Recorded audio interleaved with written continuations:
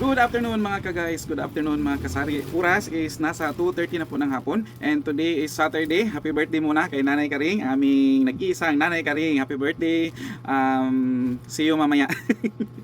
And meron ako dito guys, meron ako dito hawak na mga sampalok. Ito ay binibenta namin ng tig 25 pesos ang isang pack, and kung isang piraso ang bibilhin mo is binta din namin ito ng 1 peso. So sa makatuwid, ang laman nito is 25 pieces, 25 na piraso po, and binibili namin ito guys ng tig 20 pesos ang balot, isang balot. Pero kung bibili ka ng, ang kapital pala nito, kung bibili ka ng 10 balot, may pakapin na isang balot. So 10 plus 1 po ang tawag. So ito, may ginansya na tayo sa plus 1 pa lang, and doon pa sa tag 5 pesos bawat pack. So tiba-tiba paldo si Kuya AJ guys.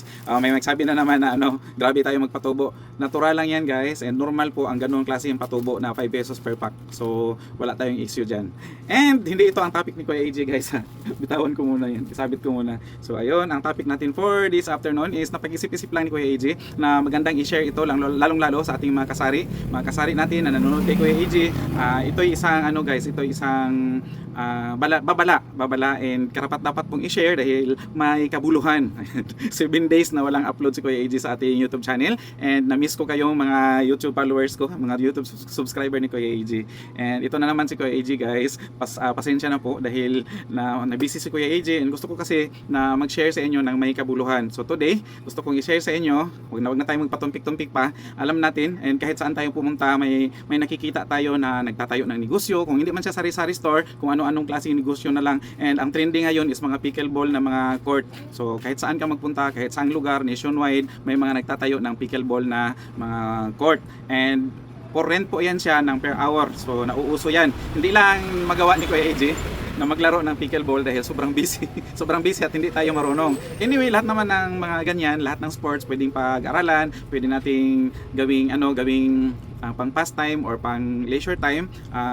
Sa ngadto-ngadto, kung sa Bisaya pa is matutunan mo rin. In fact, ang aking pamangkin namin na andito sa amin, si Kuya Jeric, is naglalaro ng pickleball. So yan is isa sa mga example na nagte-trending na business ngayon. And merong nagtatayo ng sari-sari store, merong nagtatayo ng mga water refilling station, may nagtatayo ng mga laundry hub, or yung mga DIY na laundry businesses, kasi yun yung mga trending ngayon na business. Aside sa mga traditional na mga business na sari-sari store, may mga hardware, may mga bigasan, or kung ano-ano pa na mga klaseng business. Pero napansin din ba ninyo na sa next na daan ninyo is biglang nagsara yung certain store or certain business na nakatayo dyan sa may kalyeng yan or sa may kantong yan, biglang nagsara, biglang nawala. Hindi natin alam ang dahilan bakit nagsara sila, kasi wala tayong connect sa kanila. Pero ang dyan guys, ang probable cause or mga possible causes of closure is hindi nila bet yung location,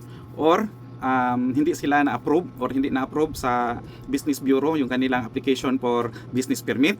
Isa yon. And ang isa doon is nalugi, na-bankrupt, or wala talagang tumangkilik sa kanilang business. Kaya nag-transfer sa kabilang lugar, nag-transfer sa another location, or ang iba nagsara talaga kasi na-bankrupt. Yung iba din is nagsara dahil wala na silang stocks. So nalugi sa makatuwid. Yun yung topic ni Kuya AJ.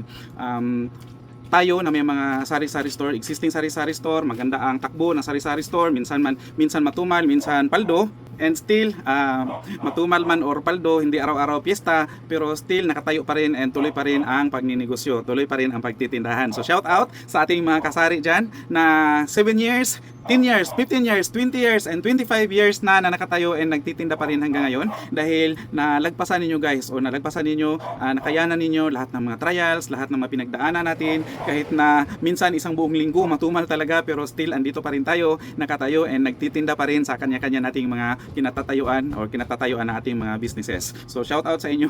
Shout out ang iba dyan is mga content creator na rin. Shout out Ate GB, ayan ating pinaka number 1 na organic na content creator and kaibigan from Mandawi, Cebu. And shout out din sa aking BFF Rose and Dave channel sa Jensan. Matagal na rin sila guys na nagtitindahan. And shout out kay Risilda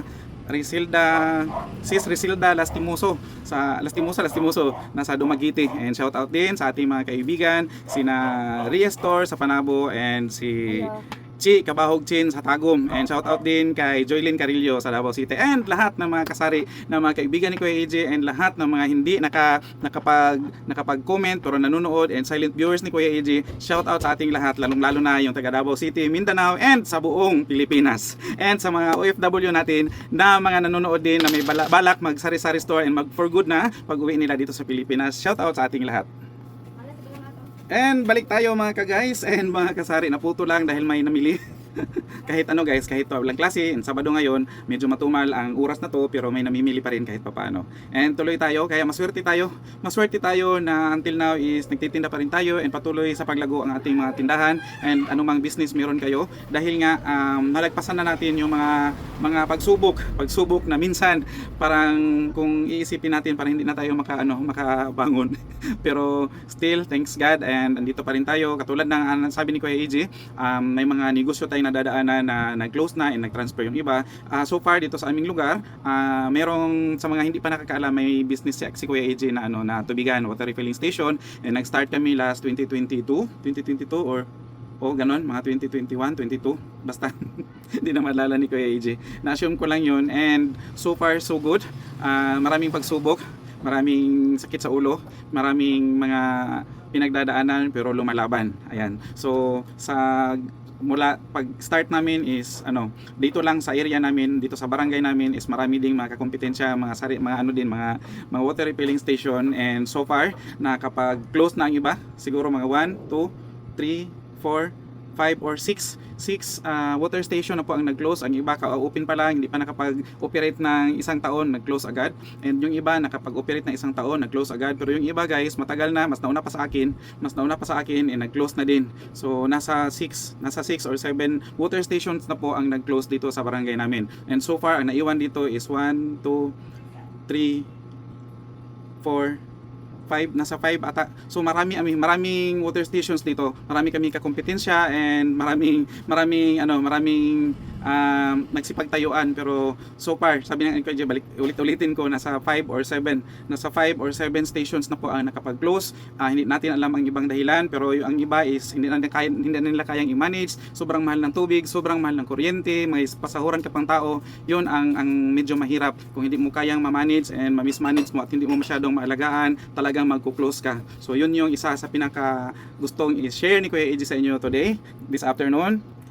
And balik tayo ulit guys, kaya dapat alagaan natin and mahalin natin ang ating mga businesses, and huwag nating hayaan na kung meron tayong nakita medyo na-mismanage natin, bawiin natin agad, and huwag nating hayaan na mauwi tayo sa pagsara at sa pagka-close and pagka-bankrupt, dahil ito yung ating, katulad kay Kuya AJ, is ito yung aming bread and butter. Ito yung pinagkakabuhayan namin. Dito namin kinukuha lahat mga tuition ng aming anak and pagkain sa araw-araw, at saka kung ano yung mga gusto nating mabili, gusto nating pasyalan, makapunta tayo, and gusto nating kainin.